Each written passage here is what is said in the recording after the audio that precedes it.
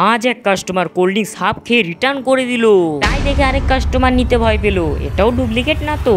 তো বন্ধুরা 10K subscriber 100 days challenge blog number 17 তোমরা সাবস্ক্রাইব করো যাতে আমি 100 দিনে 10,000 সাবস্ক্রাইবার কমপ্লিট করতে পারি। আজ দোকানে এক কাস্টমার আসতেই বললো আমাকে ডবল ডিমের অমলেট বানিয়ে দে। তারই মধ্যে আমি ডবল ডিমের অমলেট বানাচ্ছিলাম, এরই মধ্যে এক ভাই এসে বলতে লাগে আমাকে ডিম পোস্ট দিয়ে দিন, একটু খাই, সকালের টিফিনটা একটু জোরদার করি। তাই ও বানাতে শুরু করে দিলাম দুটো জিনিসই। তাই আমি তাকে ডিম পোস্ট আর রুটি একটা দিয়ে দিলাম। দিকে এক দাদা চাইলো 20 টাকা দামের ফ্রুটি, তাই আমি ফ্রুটি দিয়ে দিলাম।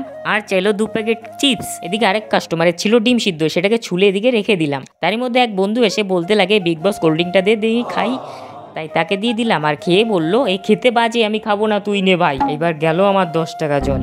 হ্যাঁ, আমি একটু খেয়ে দেখলাম কোল্ড ড্রিঙ্কসটা খুবই বাজে খেতে ছিল, শুধু চিনির গোলা। 2 টাকা দামের আগেকার পেপসি যেরাম ছিল। তাই দেখে আরেক দাদা বলতে লাগে আমারটাও ডুপ্লিকেট না তো, কিন্তু ওটা ছিল অরিজিনাল স্প্রাইট। কি করবো ভাই, 10-এর ক্যাম্পা পাওয়া যাচ্ছে না যে।